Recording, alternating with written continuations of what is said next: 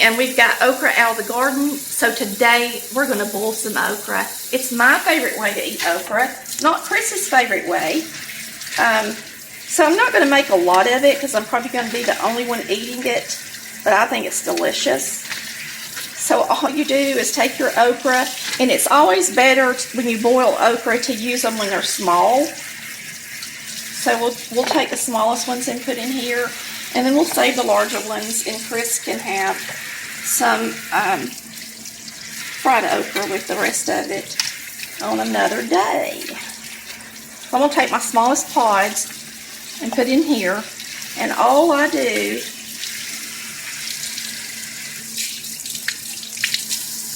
is put water in it.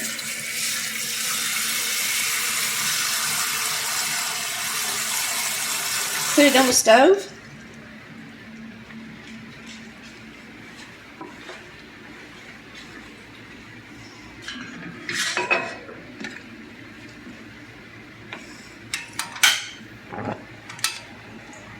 And I bring it to a boil.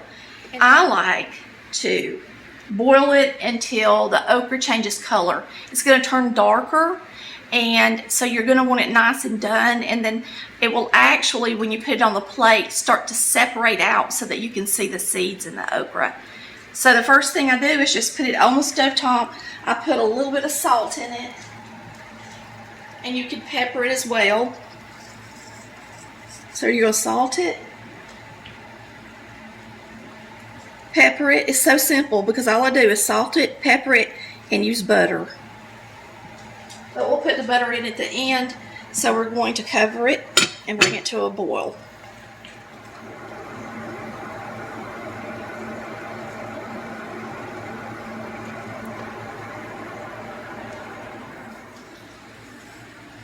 All right, now this, somebody asked me the other day, where did I get this lid? This lid actually came from a Berghoff pan, and the reason I'm saying that is just because somebody had asked.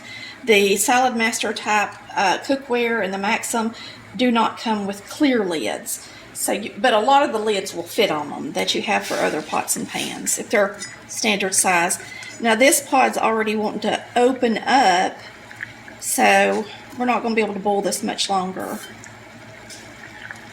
A lot of people put their okra in their peas, but that is just something Mama didn't do a whole lot, and Daddy just ate boiled okra.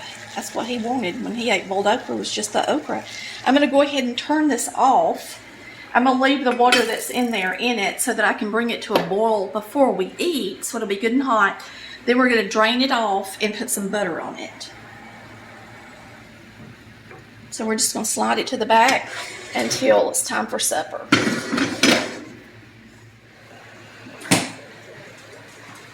All right, we're going to get out some butter. We're warming this okra back up, and then I'm going to drain it and throw some butter in there, and it's going to be delicious. If you want to know why I'm adding the butter, because it tastes good. That's why. People ask me a lot, why do you add oil to that? Or why do you do this? You know, and I do it because that's the way it tastes the best to me. All right, I'm going to drain these off and taste them for y'all. I do it, drain all the water off of them. I put them back on the stove top. I usually salt and pepper them again. And remember that the butter has salt in it as well if you use salted butter like I do. So I'll just use 2 pats of butter. It's plenty. And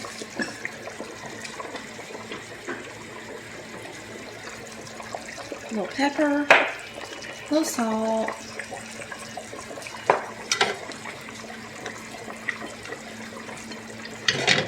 get that butter melted on them.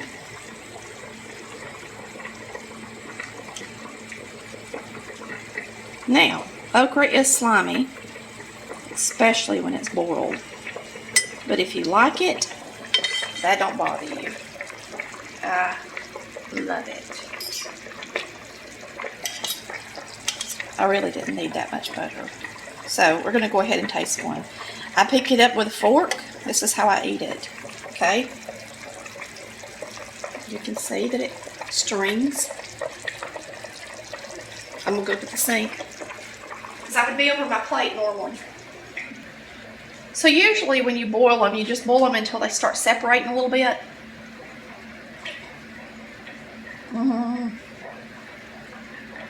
And the okra should be fresh, so when you bite it, it should just come right apart like that. Okay? If you get a tough piece from the garden, then it's going to just separate and you're not going to be able to bite it.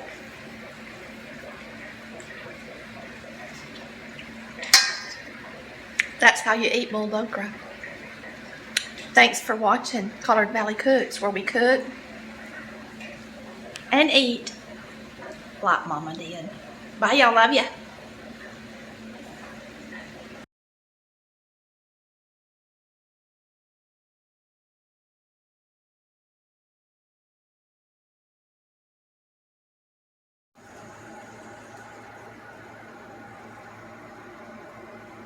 Especially when it's boiled.